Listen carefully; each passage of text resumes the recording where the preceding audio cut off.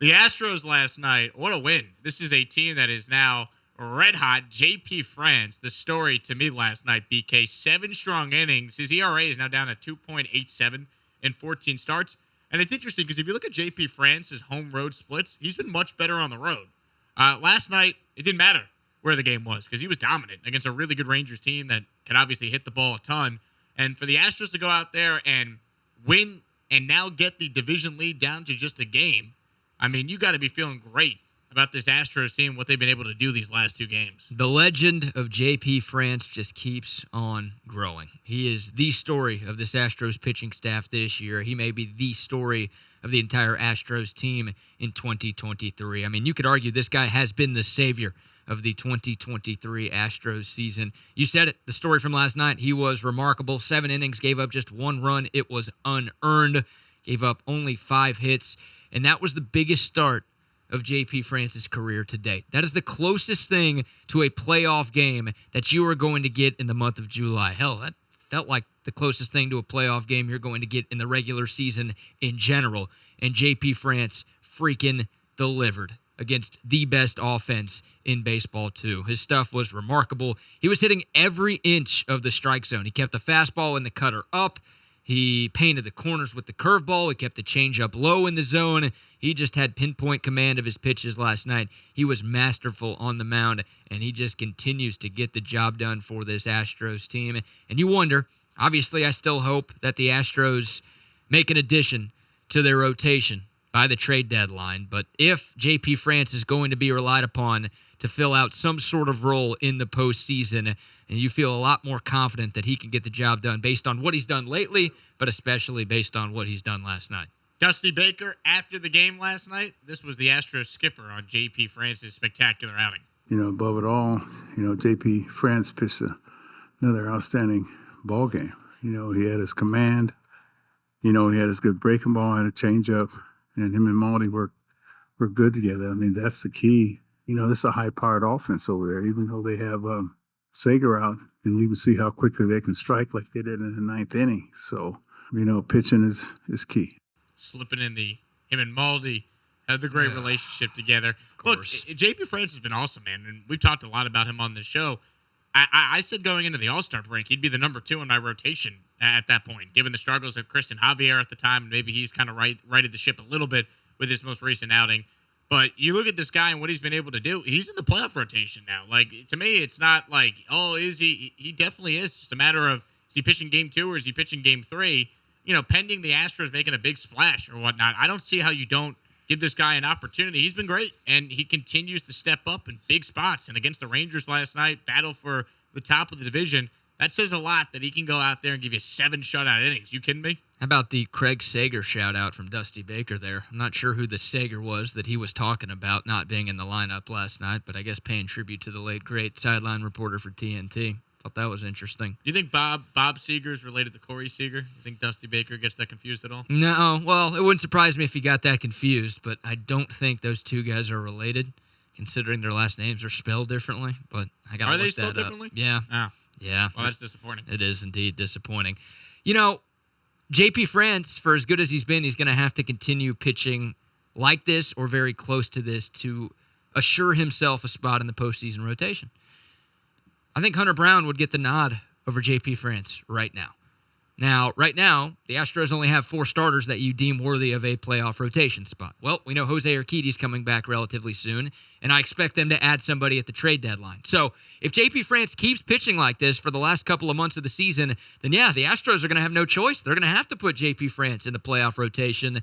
And I say have to, well, they're going to feel good about putting JP France into the postseason rotation based on the way he's been pitching. But he still has to go out there and earn it because I think he's sort of on the outside looking in if the Astros add an arm before the trade deadline. But still, I mean, he's been amazing. That doesn't take away from how good he's been. 8 of his last 9 starts have been quality starts. The Astros are 6-3 in those games. The season-long ERA is 2.87. I mean, the stretch he's been on is ridiculous. I mean, if Christian Javier was doing this type of stuff, we'd be pretty excited and saying, oh, now this guy's doing a tremendous job. But the fact that we're talking about a 14th round pick, a guy who almost gave up baseball a couple of years ago, a guy who started the year in the minors. The fact that he's the dude who's been going out there and pretty much consistently getting the job done, that's remarkable. It really is remarkable. So it's a fun conversation to have that, yeah, this guy has done a good enough job to where he might force his way onto the playoff roster and into the playoff rotation too. Well, the reality is, even if they add a starting pitcher, there's levels to the type of pitcher they can add.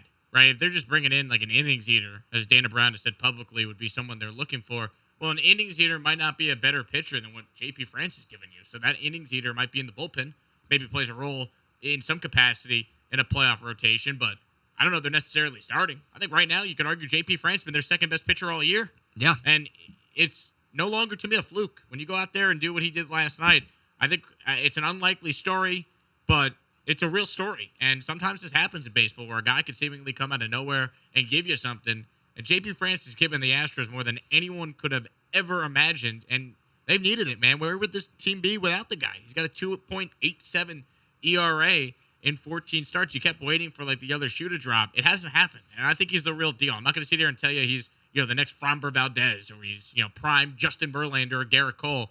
But the guy's a solid pitcher. He knows how to, attack hitters. It seems like he's really good at making adjustments on the fly. He doesn't give the same batter, the same look each time. I think he's done a great job, and I would have him in the rotation right now and wouldn't even think twice about it. Yeah, I would right now as well. We'll see what happens if they add a piece at the deadline. But regardless, JP France should be getting Rookie of the Year votes. I know he didn't start the year in the big leagues. I don't think he's the favorite to win that award, but he should be getting some consideration for that award just considering how damn good he's been. And look, you want to be good against anybody. And JP France has been good against most teams that he's gone up against this year. But you really want to be good against your division. The most important games are divisional games. The teams you see the most are in your own division. How about this? JP France against the AL West this year. 5 starts. He's 2-0 with a 1.19 ERA, holding opponents to a 232 batting average. That's big time. Like, this division, I know the A's suck, but this division is pretty damn good this year. It's the deepest it's been since the Astros started this ridiculous run in 2017. The fact that JP France has gotten the job done against all of the American League West this year makes you feel even better about what he can do in the future. Go buy a jersey, man. Like, I won't tell you to not buy a Jordan jersey or an Altuve jersey or a Bregman jersey, whatever, but I would advise you to buy a JP France jersey because this guy is not going back to the minors. He's going to stick around, and he's going to be a big part of things this year, but it feels like he's going to be a big part of things for years to come, too. Or if you could groom your facial hair to have his mustache, dude. Definitely do that, and perhaps you get a donut after you do that to honor the fact that he looks like an undercover cop at all times. Yeah, the pedo stash that I grow every November doesn't quite live up to that, does it? Does not. I don't think it's donut worthy. It is a pedo stash, whereas JP France is the true undercover cop stash. Yeah, mine's probably arrest warrant worthy, not donut worthy, unfortunately. JP France could arrest you, perhaps. Maybe he could. You mentioned Jordan, breaking news, and we expected this based on some of the comments yesterday from the Astros, but they have activated Jordan Alvarez and Jose Altuve. Brian Madris and David Hensley have been optioned. So Jordan and Altuve are back, which is obviously huge for the Astros. Now the key is, can they stay back, right? These are guys that have dealt with a litany of injuries, especially Altuve. They're back. Can they stay back and get going? Because that will provide a massive boost to the lineup, obviously. How do you think the Rangers are feeling right now? I mean, a couple of gut-wrenching one-run losses over the last couple of nights. They've seen their division lead go all the way down to 1, and then boom, they've got to go up against Framber on the bump, and now the Astros' 2 best players are back as well. Oh, man. Rough for them, really good for the Astros. I think everybody was pretty confident going into the series. I think everyone's really confident right now. And now with these 2 dudes coming back, the confidence level should be through the roof at this moment. Big-time stuff, great news, and hopefully those guys can be here for the rest of this season because they are really, really important to this team and how far they can go.